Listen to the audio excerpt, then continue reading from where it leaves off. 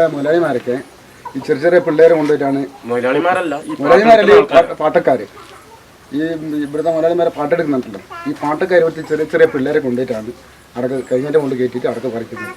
അതും 6-7 ക്ലാസ് പഠിക്കുന്ന ചെറിയ പയ്യന്മാരെ കൊണ്ടുപോയിട്ട് ഇവർ പണിയെടുപ്പിക്കുന്നത്. അത് അവർ പണിക്ക് ഒരു കയറ്റക്കാരനെ വിളിക്കുവാണെങ്കിൽ 600 രൂപ കൂലി കൊടുക്കണം. ഇവന്മാർക്കാകുമ്പോൾ ഒരു 50 രൂപ കൊടുത്താൽ മതിയല്ലോ.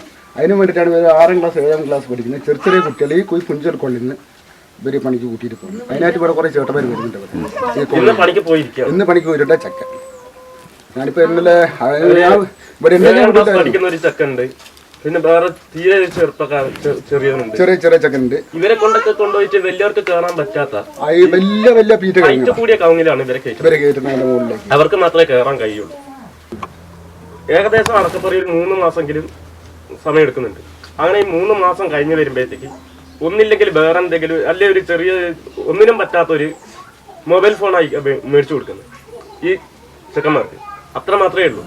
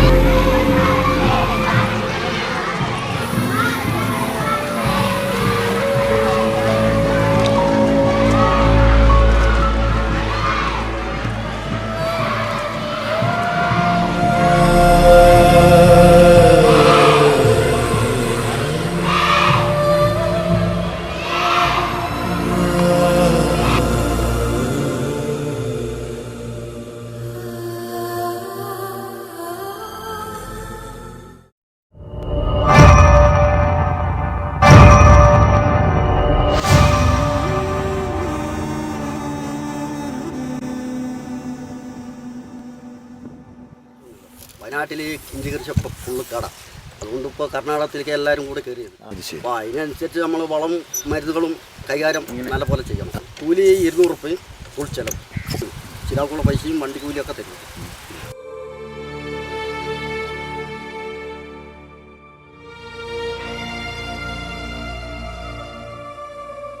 പിന്നെ നമ്മൾ ചെയ്യുന്നത് തന്നെയാണ് ഈ ഇഞ്ചി കൃഷിക്ക് പോകുന്നു. നമ്മുടെ മക്കളെ ആരെങ്കിലും നമ്മൾ ഇഞ്ചി കൃഷിക്ക് കൊണ്ടുപോകും?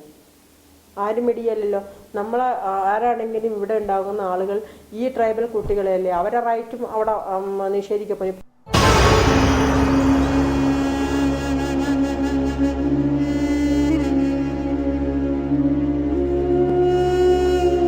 ഞങ്ങൾ കൊടക് പോയി 8 പേര്.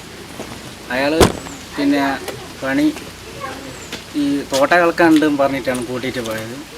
പോയപ്പോൾ അയാൾ ആനൊക്കെ അവിടെ ഉണ്ടായിരുന്നു. അയാൾക്ക് ഇങ്ങോട്ട് വരാൻ പൈസ ഇല്ലയെന്ന് തോന്നുന്നു.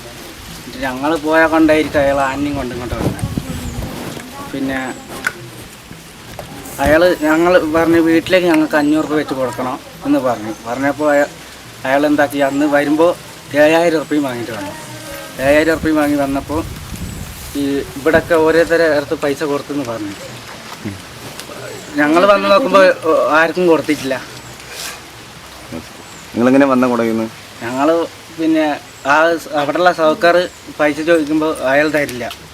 പിന്നെ എന്താ ഞങ്ങൾ പിന്നെ എങ്ങനെയും കൂടെ ഒപ്പിച്ചൊരു 100 രൂപ വാങ്ങിയിട്ട് അങ്ങനെ നടന്ന് വന്ന് ഒരു 8 മണിയായപ്പോൾ നടന്നു വീട്ടിലേക്ക് ഇങ്ങോട്ടേക്ക്. അങ്ങനെ പകുതി കഴിക്കാൻ എത്തുമ്പോൾ ഒരു ബസ് വന്നു. ഓല് പറഞ്ഞ് നിങ്ങൾ എങ്ങോട്ടാന്ന് ചോദിച്ചു. ഞങ്ങൾ പറഞ്ഞു ഇങ്ങനെ കുടുങ്ങിപ്പോയത്, ഞങ്ങൾ അതിന് വേണ്ടി നടക്കാൻ പറഞ്ഞു. അപ്പോൾ ഓല് പറഞ്ഞു നിങ്ങൾ കയറിക്കോളി, നിങ്ങൾ മാനന്തവാടിക്കല്ലേ ഇറങ്ങണ്ടേ പറഞ്ഞു. അപ്പോൾ ഞങ്ങൾ കയറി മാനന്തവാടി എത്തുമ്പോൾ ഓല് പറഞ്ഞു ഇത് കൽപ്പറ്റയ്ക്കുള്ള ബസ്സാണ്, നിങ്ങൾക്ക് എവിടെ ഇറങ്ങണ്ടേന്ന് ചോദിച്ചു. ഞങ്ങൾ പറഞ്ഞു പനാരം. അങ്ങനെ പനാരത്ത് വന്നാണ്.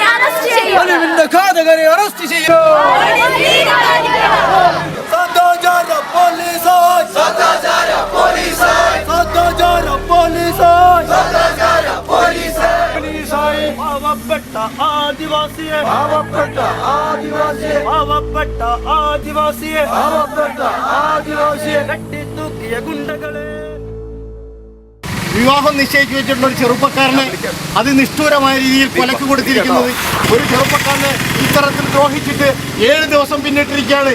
ഇവിടെ നമുക്ക് കാണുവാൻ കഴിയും, ഇന്ന് വരെ ഒരു പ്രതികളെ പോലും അറസ്റ്റ് ചെയ്തിട്ടില്ല. മറിച്ച് കോഴിക്കോട് ജില്ലയിലുള്ള കൊടിയത്തൂരിൽ ഈ കഴിഞ്ഞ ദിവസം സമാനമായ സംഭവം ഉണ്ടായി. ഒരു പറ്റം ആളുകൾ സദാചാര പോലീസ് ചമഞ്ഞുകൊണ്ട് ഒരു ചെറുപ്പക്കാരനെ ക്രൂരമായി മർദ്ദിച്ചു കൊന്ന ഒരു സംഭവം ഉണ്ടായി. അവിടെ പോലീസ് ഉണ്ടായി, നിമിഷങ്ങൾക്കകം പോലീസ് അവിടെ പാഞ്ഞെത്തി, പോലീസ് നായ ഉണ്ടായി, പോലീസ് ഉണ്ടായി, ഒക്കെ ഉണ്ടായി. പക്ഷേ അത് മരിച്ചത് ആദിവാസികളല്ലാത്ത വിഭാഗത്തിൽപ്പെട്ട ഒരാളായതുകൊണ്ടാണ് പോലീസും പോലീസ് നായ ഉൾപ്പെടെയുള്ള സംവിധാനവും അവിടെ എത്തിയത്. മറിച്ച് ഇവിടെ മരിച്ച മനു എന്ന് പറയുന്ന ചെറുപ്പക്കാരൻ ആദിവാസിയായി പോയി എന്ന ഒരു കുറ്റം കൊണ്ട് മാത്രമാണ് പോലീസോ നായോ ഒന്നുമില്ലാത്ത ഒരു സാഹചര്യം നമുക്കുണ്ടായത് എന്ന് വേദനയോട് കൂടി പറയാൻ ഞാൻ ആഗ്രഹിക്കുകയാണ്.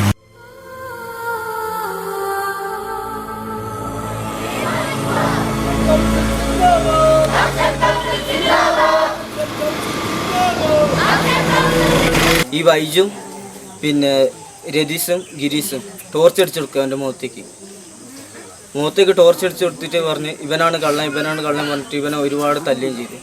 ഇവർ നിയമം കയ്യിലെടുക്കുകയാണെങ്കിൽ പിന്നെ പോലീസും കോടതിൻ്റെ ആവശ്യമില്ലല്ലോ. ഇവിടെ എവിടെ പോയിട്ടുണ്ടെങ്കിൽ ഇവരെ അറിയിച്ചിരുന്നില്ല. ഒരു ചാടിക്കാൻ കയറി അവിടെയും പ്രശ്നം. അങ്ങനത്തെ അവസ്ഥയുള്ള ഒരു കൂലി കൂടി ചോദിച്ചിട്ടുണ്ടെങ്കിൽ ആളും പഠിക്കുന്നുണ്ട്.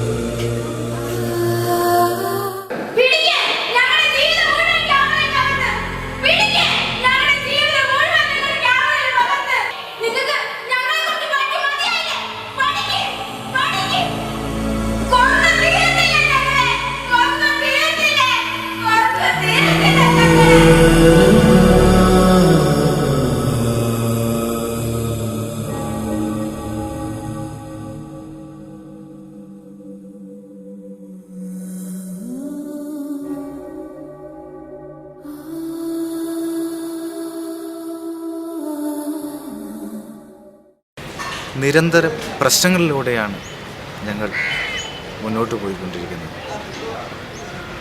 കുടകിലാണെങ്കിലും അവിടെ പോയി കൊല ചെയ്യപ്പെടുന്ന ആദിവാസികൾ, ചൂഷണത്തിന് വിധേയമാകുന്ന സ്ത്രീകൾ, ഭൂമിക്ക് വേണ്ടിയുള്ള സമരങ്ങളിൽ കുട്ടികളടക്കം ഗർഭിണികളടക്കം പോയി പങ്കെടുത്ത് അതിനുവേണ്ടി പോരാടുന്ന ഒരവസ്ഥ. ഇതിനെല്ലാം ഇടയിൽ കോളേജുകളിലും സ്കൂളുകളിലും ഞങ്ങൾ എങ്ങനെയാണ് പഠിക്കേണ്ടത്?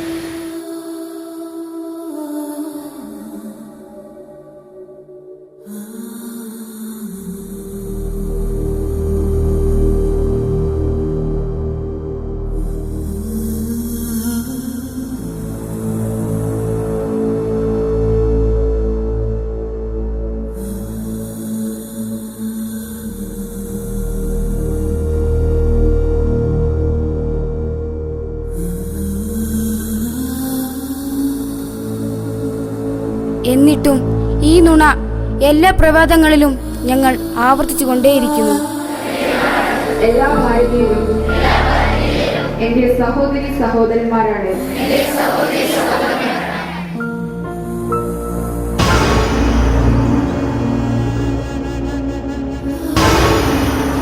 ഞാനിന്റെ നാടിനെ സ്നേഹിക്കുന്നു.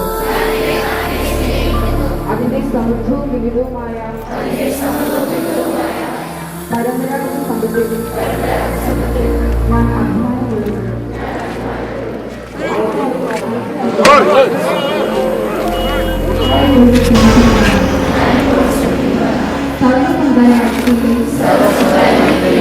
മതസൗഹാർദ്ദത്തിൽ ഞാൻ വിശ്വസിക്കുന്നു. എന്റെ മാതാപിതാക്കളെയും ഗുരുജനങ്ങളെയും ഞാൻ ആദരിക്കുകയും ബഹുമാനിക്കുകയും ചെയ്യും. എന്റെ മാതാപിതാക്കളെയും ഗുരുജനങ്ങളെയും ഞാൻ ആദരിക്കുകയും ബഹുമാനിക്കുകയും ചെയ്യും.